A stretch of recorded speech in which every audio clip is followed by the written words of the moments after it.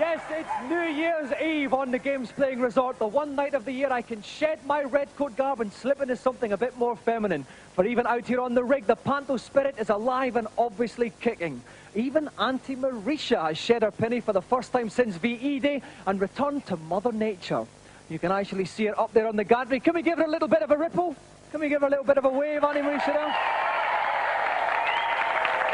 I tell you, they don't make women like that anymore. So, for tonight's first challenge, let's go over to everybody's principal boy, the Gamesmaster. Welcome to New Year's Eve on the Games Rig. I do hope my festive headpiece is to your liking. For tonight's first challenge, we venture out into the nether regions of our solar system, on to the Earth.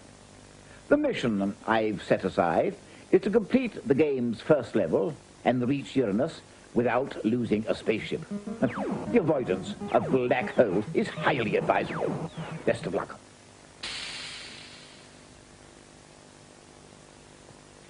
Our challenger on this game is from the pastoral village of Homersfield, where he's been buffing up his helmet for weeks in anticipation.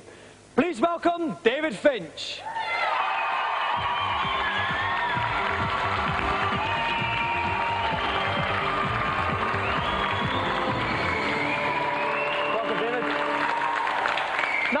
David, you're obviously a very confident young man from the way you leap down those stairs. Yeah. How are you getting on with this rather novel joystick? Well, it's pretty tough, but hopefully my bangs will come in and I'll get to Uranus. Okay, David, if you'd like to take a seat, get your helmet in your hands and get ready to start.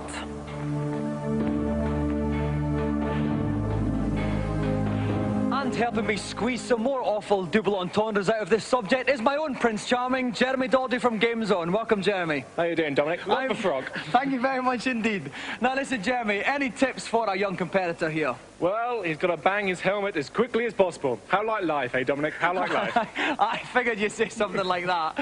Okay, so David has to get to Uranus, funnily enough. David, are you ready? Yep. Then off you go. So off goes David on his way to Uranus. At the bottom of the screen you can see a yellow energy bar. It goes down whenever any of the opposing ships hit him. It goes up when he manages to wipe out any of them. Very good start from David here. He hasn't lost any energy. Certainly is, Dominic, certainly is. He's showing remarkable control of his helmet. Exactly. Quite remarkable. I couldn't agree more. Just to remind you all again, what he has to do is just basically survive until the small mothership appears on the screen. Once he shoots that, he has won the challenge. But that's a smart bomb he's just detonated there, which gives him some of his energy back and also wipes out anything that's on the screen. Okay, that was the thing in the bottom right-hand corner here. Now, they seem to be attacking in waves here. You basically want to keep your helmets in a stiff, sort of straight position. You certainly do. The stiffer the better, the straighter the better. You must look after your helmet at all costs. He's going to have to start wiping out some of these. Now, I think we're going to see the mothership appearing very soon here. Any second now. Let's hopefully he's going to have enough energy left. His energy bar's going really low. Oh, no, he's got to wipe out something. The energy's getting even lower here. It's all gone. It's all gone. The helmet's been destroyed, which means David Finch's challenge is over.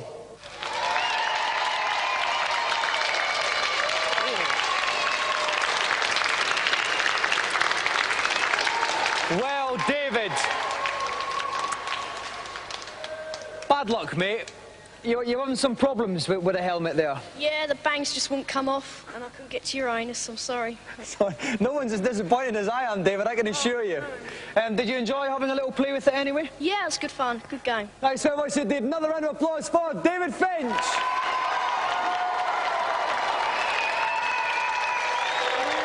Well, all that talk about big bangs has made me feel quite vulnerable. So while I adjust my bloomers, let's take a look at this week's reviews.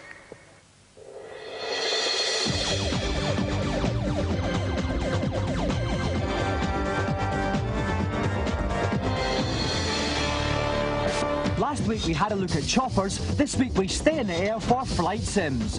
First up, rub your shiny helmets in unison with Tornado. Tornado is an extremely sophisticated flight sim, but that's not surprising considering the plane is very, very up to date. Further into the game, there is an element of strategy. You have to decide what your own goals are and what your own targets are going to be. I think this adds to a flight sim. You'll probably find it quite difficult to get to grips with this unless you're really willing to persevere. But for hardened flight sim addicts, then this is a real winner.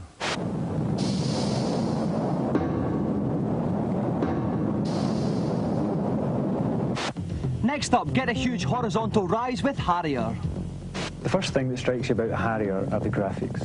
They are so smooth and slick, they could give Dominic Diamond's hair a run for its money. With Harrier's varying levels, from rookie to ace, if you haven't had much experience with flight simulators, this will ease you in. I would say that Harrier is the best flight sim available yet, which deals with amphibious aviation. For me, it's a winner.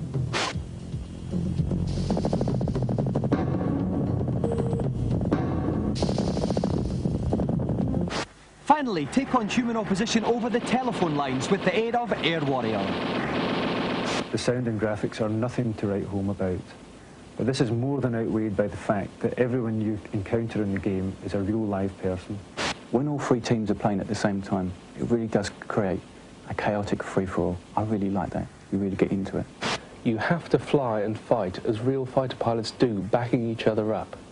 Otherwise, somebody's on your tail and you're history.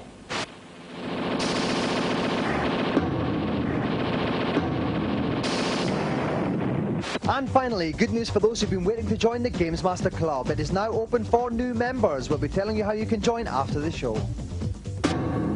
That was yet another brilliant batch of review games. Oh, yes, it was. While we milk some more mileage out of corny old panto gags, let's find out what this week's Celebrity Challenge is. Welcome back. My second offering for the evening is an athletic encounter on Quest for Gold. The particular event I have selected is the 100-yard dash, and contestants will have one race each to record the fastest possible time. Don't jump the gun. We wanted a couple of nippy celebrities for this challenge, and we've got two of the fastest men the world has ever seen. Britain's greatest ever hurdler, Colin Jackson, and Olympic golden boy, Linford Christie.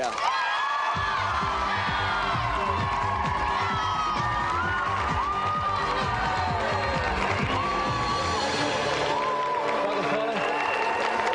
Welcome, Linford. All right, thank you very much. Now, first of all, when you were in the Olympics, guys, did you relax by playing video games? We did actually. They had a big actual video, like little studio where you could go in and play a lot of little sporting games. And what were your favourite games then? What were you playing? I'm a Pac-Man fan. I'm into the Pac-Man. What about you, Colin? Any particular favourites? Anything that's competitive, me. All right, well, it's certainly competitive tonight.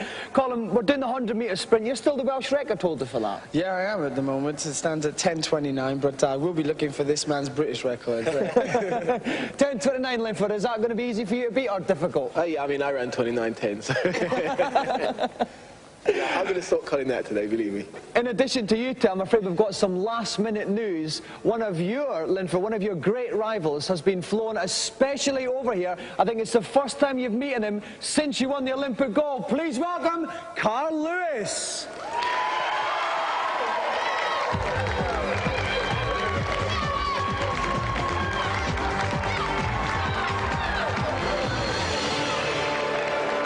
Welcome, Carl. I know you know these gentlemen already. How you doing?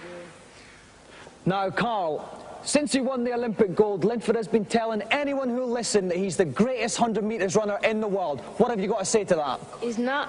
All right, just before we carry on, my mother is a massive athletics fan, big fan of all three of you. Could you give her a quick wave in the camera 3 there? That's to Paula. All right, excellent.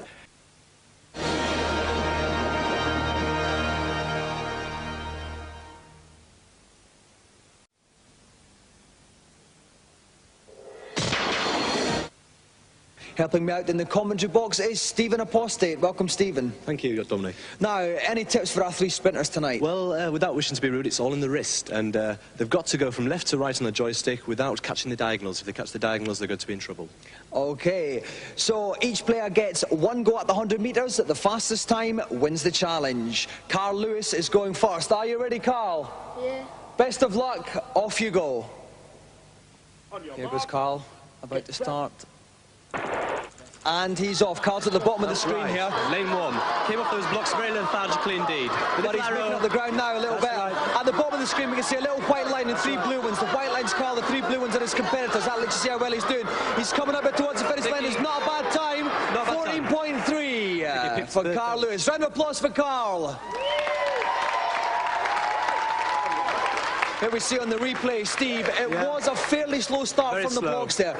Quite a good first 10 metres though. He made up. He was in third place here. We thought he was going to take second. He's staying with the opposition at this point, but he was quickly going to lose him. There we go. That's right, yeah. He tired a bit. He started to flag a little bit. Lack of stamina, I think, there, Dominic. I think it was. He should have done a little bit more work on that. And here he comes through, 14.3. In fact, he was last in that one, but the time's not too bad, Steve. No, not a bad time at all. OK, let's see if Colin Jackson can beat it. Colin, are you ready? I am indeed. Then off you go.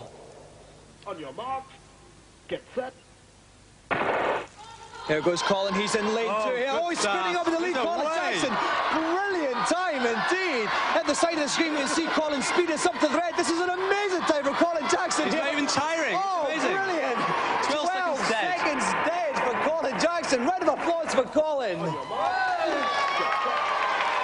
Here we see on the replay, Steve. He wasn't again the swept the quickest. blocks, Yeah. but once he got into his stride, he strode ahead of Soaring everybody away. else. I tell you, they weren't even close to him. Left everybody trailing in his wake. Didn't tire at all. Lovely fluid steps, looking relaxed. Very good indeed. 12 seconds dead. It's going to be very tough for Linford to top I that think one. so, seeing the training practices earlier. OK, Linford, are you ready? Yes, I am. The best of luck. Off you go. On your marks, get set. Always on the blocks. That was a very bad start from Linford. He's We catching know up. it's Here he start goes. From the best part of his race. He's burning Here he up goes lane now. 3. Much stronger final part of the race here. 9, 10. It's going to be very close to Colin Jackson's time here.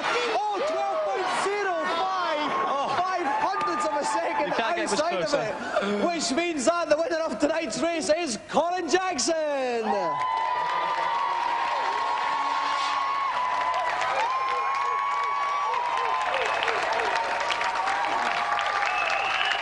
Now, Carl, you said you were going to whip these guys. Tell me what went wrong. My hand slipped.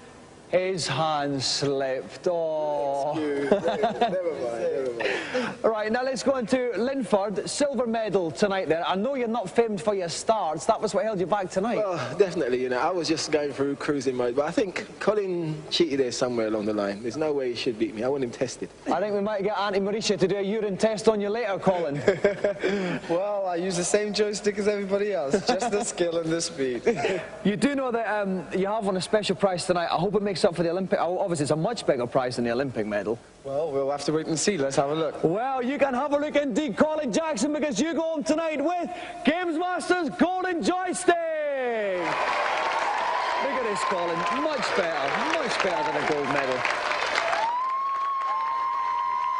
So let's have another round of applause for Carl Lewis, Colin Jackson, Linford Christie.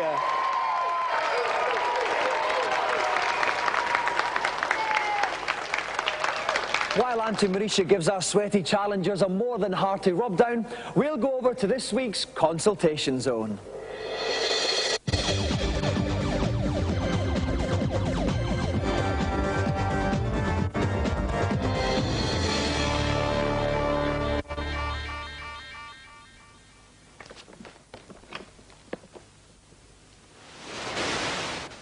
Hello, young scamp. Let me guess. You got a problem. Yes, I have. I've heard there's a hidden room on the Adams family with loads of extra lives, but I can't find it anywhere. Can you tell me where it is, please? As I'm feeling particularly magnanimous, yes. When you enter the hall, instead of entering any of the visible doors, walk to the left until you're standing directly below the door. Then press up to enter a secret room. However, this is only the first part of this hoard of goodies. Now jump onto the platform above the door and push up to discover even more extras. Thanks a lot. That's great. Let's hope you'll now be able to get a little further into the game. Next. Good Lord, what are you doing up here? At the beginning of the London level of Dalek attack, I've heard there's an extra life and weapon to help me get started. Do you know where they are? Impudent scamp. Run through the River Thames and climb to the top of the building you see on your far left. When you reach the top, leap as far to the right as you can. Platform steps will miraculously appear underneath you. If you take 7 more steps to the right and jump, another platform will appear. Keep jumping left and right until you leap across to catch the extra lives and bonuses. This will triple the power of your sonic screwdriver and make it easier for you to destroy the ogre guarding the prison door. Thank you, Gamesmaster, oh venerable one. My pleasure, young man. Send my regards to your relations. And who's last for the evening? Hello, Gamesmaster. On Fall of the Foot Clan on the Game Boy, I keep dying. Is there a way to restore my energy? Funny you should ask. Well, actually, there is. Pause the game, then press the following. Up, up, down, down, left, right, B, then A. Your energy should now be fully restored. Thanks for that. That's enough on tater-tates for one session. Bye for now. 3 more perplexed punters can gaze into 93 with somewhat happier eyes. Now, before we run out of time here, let's go over to Gamesmaster for the final challenge. Back so soon? To sober us up, well and truly, before the evening's festivities, I've opted for a head-to-head bout of fisticuffs on Streets of Rage 2. The object is to inflict terminal damage on your opponent in a best-of-3 fight contest. The dirtiest tactics tend to pay the greatest dividends, so lots of below-the-belt action, please. Seconds out. For this challenge, it's Shades of 1966 revisited. We have Sega European champion, German Wunderkind Reza Abdulali, and he'll be taking on British Sega champion, Carl Roberts.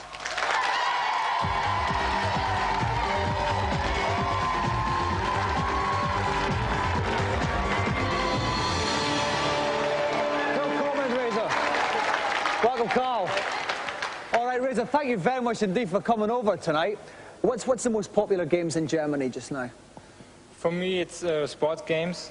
I like sports games very much, and I play this time hockey. NHL PA hockey? Yes. Corking game. Well, listen, Reza, you're the #1 Sega player in Europe. You recently just pipped this young man, Carl Roberts, the British Sega champion. All right. Carl, was it a close match last time you met? Well, it was only between 2 or 3 points he beat me by, so... So should we, maybe we'll see a turn up here, will we? Maybe. Both of us, haven't played this game, and it could go anyway. Okay, it should be a gripping contest. All right, Carl, if you'd like to sit on the right, Reza on the left, make room for my skirt first, and we'll get ready to start.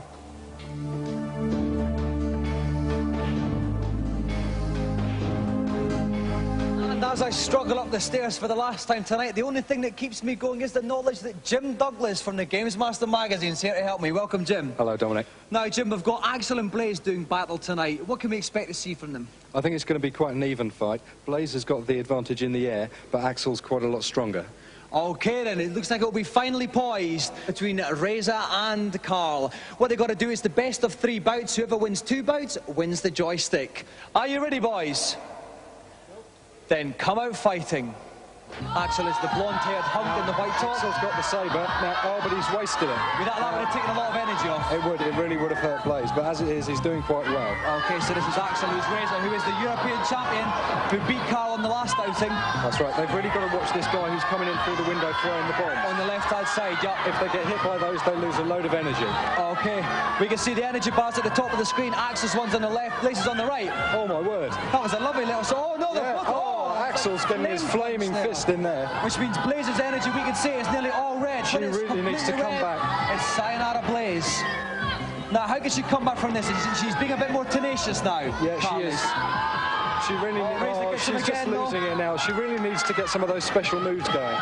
Oh, he got hit by a bomb there. Maybe he can move exactly. That's half his energy gone. Now, Blaze really stands a good chance if she can pull this lovely move off. little throw there. So we can see Axel's energy is falling as well. If he gets hit by these bombs. Blaze could actually steal this one. Brilliant comeback for Carl Roberts here in the first bout. Oh, marvellous. Oh, no, but Axel's got a back. Blaze is near the thing. And yes, the time's out. Player 1 wins. Which means that Axel wins the first one. So it's 1-0 to Reza.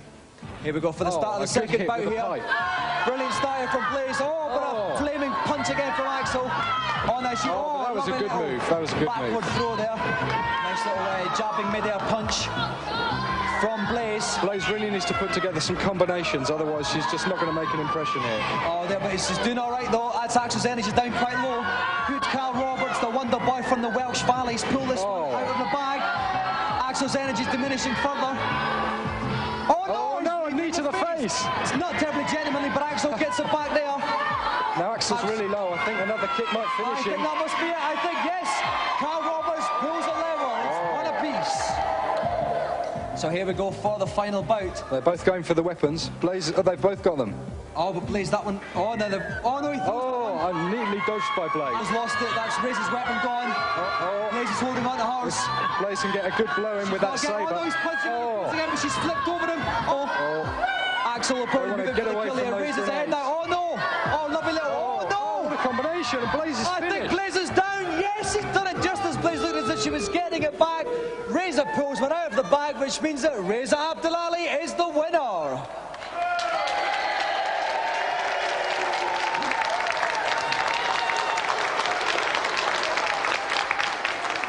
Well, congratulations, Reza. A masterful display there. What was the difference between you? What was the secret of your success? Oh, I don't know. There's no secret. Every time you must have much luck, and I think now I have the luck, and next time maybe Carl will have it. Well, as well as luck, Reza, I think you've got a rather impressive pair of sideburns there. If you'd like to turn to the side there. Look at them, absolute corkers, ladies and gentlemen. Okay, well, Reza, as a result of your victory, you go home with the only European currency that never loses interest, the golden Gamesmaster joystick.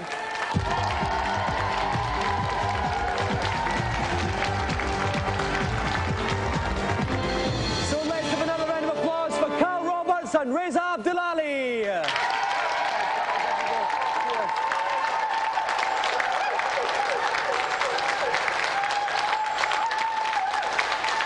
Well, the dinner gong signals the end of another show. Unfortunately, Auntie Mauritius had one cherry brandy miniature too many, so there's nothing on the menu tonight. But we're not going to let that dampen our ardour one little bit. We're about to have a swinging party here to see out 92. So before our guests explode in mirth and merriment, it just remains for me to wish you a very happy New Year, and we'll see you in 93. Good night.